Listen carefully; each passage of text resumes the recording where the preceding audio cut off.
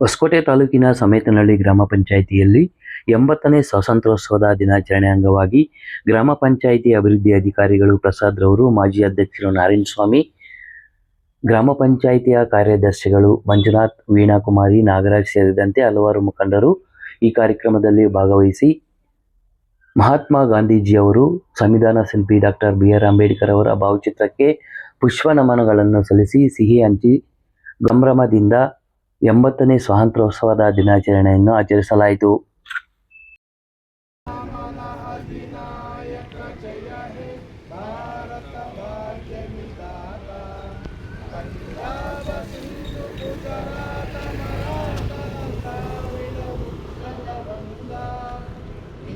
ಹಿಮಾಚಲ ಯಮುನಾ ಗಂಗಾ ಉಚ್ಚಲ ಜಯತಿ ತರಂಗಾ ತವ ಶುಭ ನಾಮೆ ಜಾಯೇ ತವ ಜಯ ಗಾತಾ ಭಾರತ ಭಾಗ್ಯ ವಿಧಾತಾ ಜಯ ಹೇ ಮಾತಾ ಕಿ ಜೈ ಬೋಲೋ ಭಾರತ್ ಮಾತಾ ಕಿ ಜೈ.